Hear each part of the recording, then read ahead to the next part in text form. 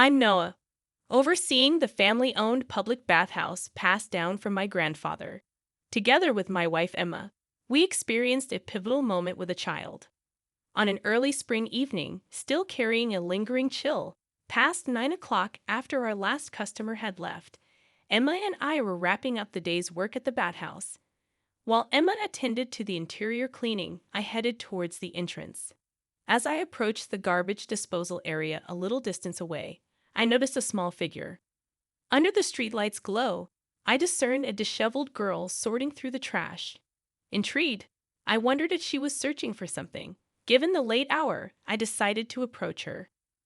Summoning Emma, we both walked towards the girl by the garbage disposal.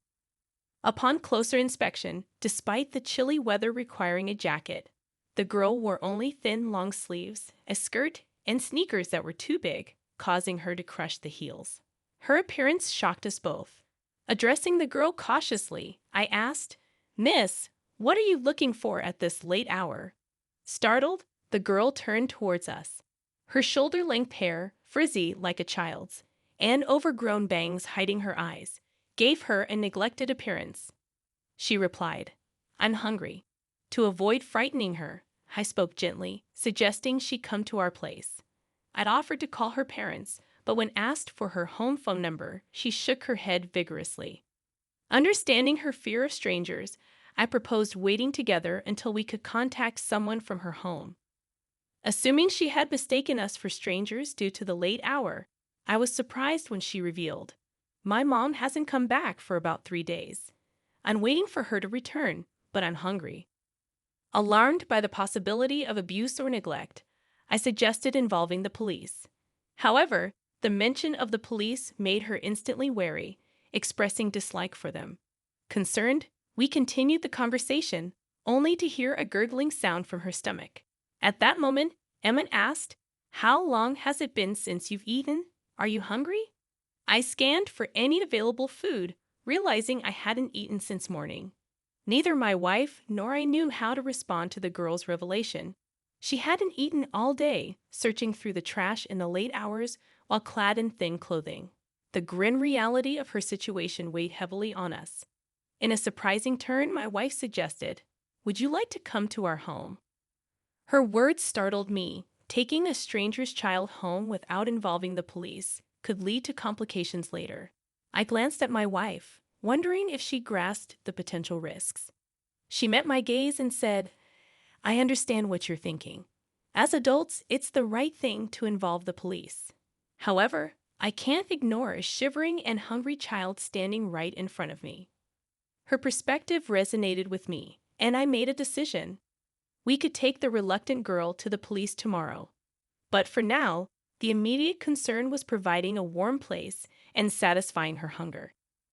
With a reassuring smile, I extended my hand to the hesitant girl, saying, "It's okay.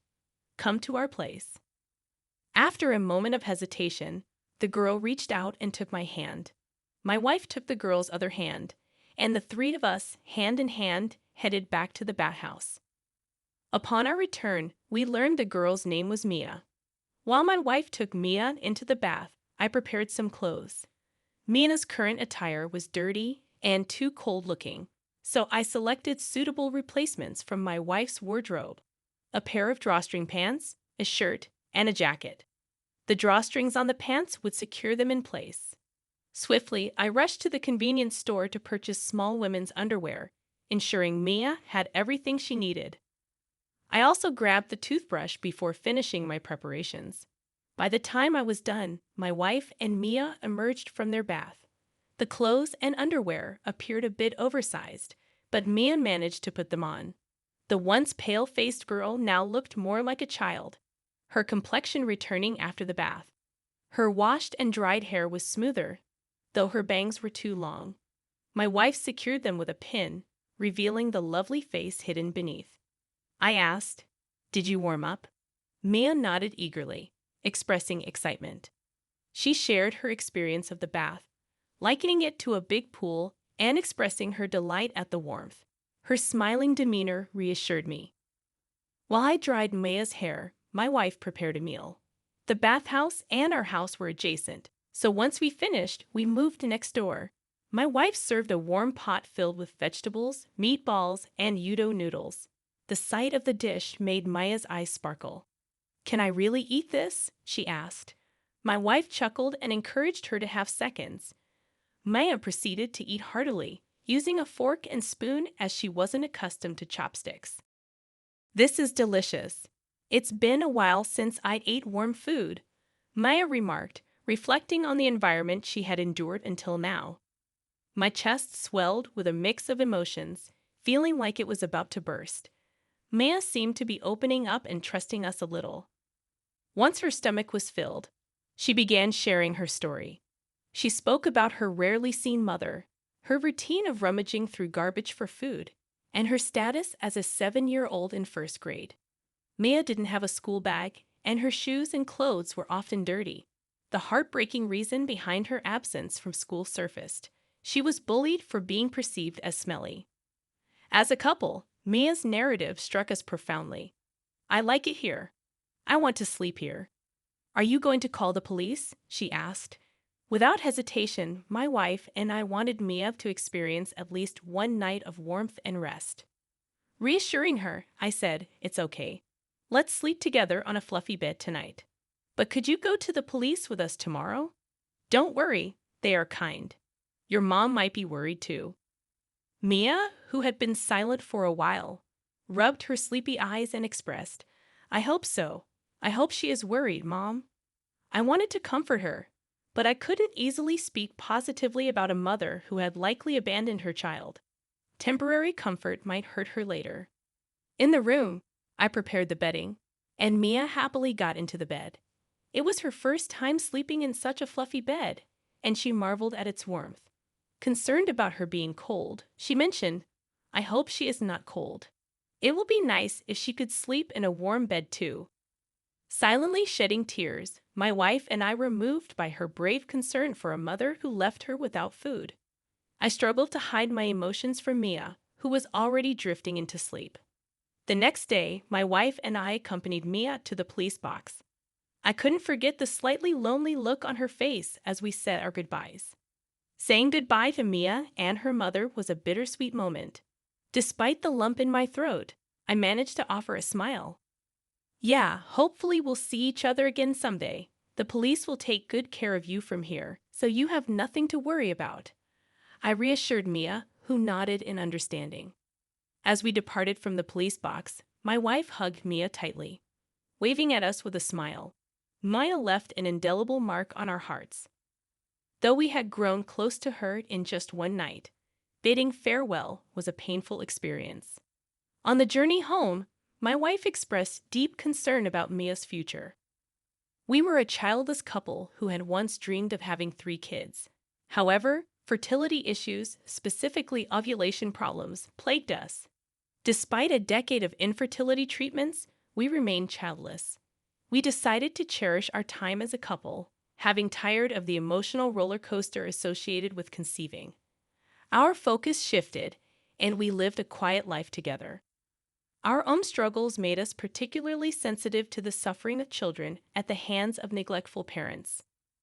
Unable to shake our worries about Mia, we contacted the police box where we had left her. They informed us that Mia's mother had not returned, and Mia was headed to a children's home. Due to our role in finding her, we learned the name of the facility. Promptly, my wife and I visited Mia at the children's home, discovering a multitude of children separated from their parents for various reasons.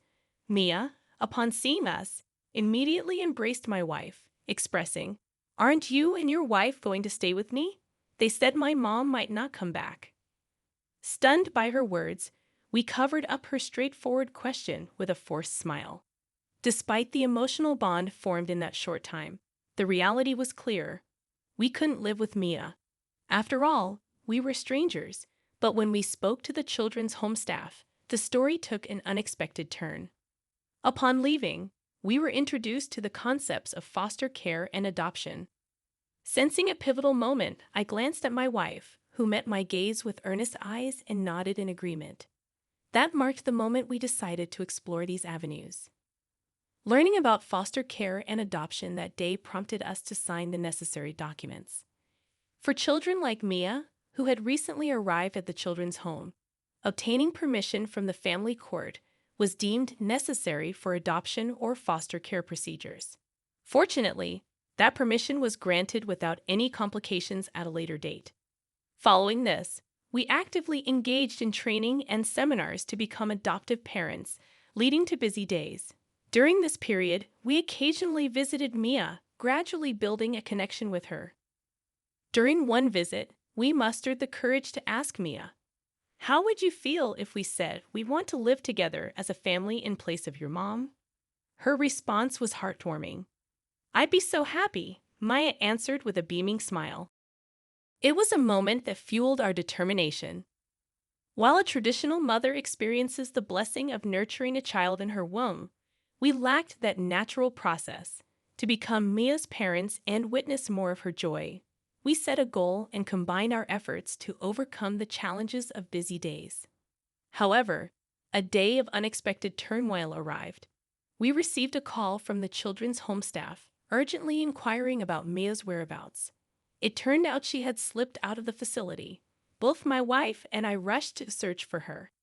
The distance between the children's home and the apartment where Mia used to live, now our home, added to our anxiety. Fearing the worst scenarios, we received a message that Mia had been found by the police.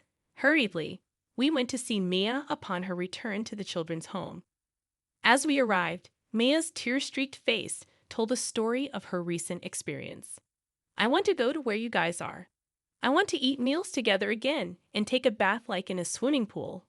Maynard expressed, her words filled with longing. My wife and I were rendered speechless, embracing her tiny body tightly.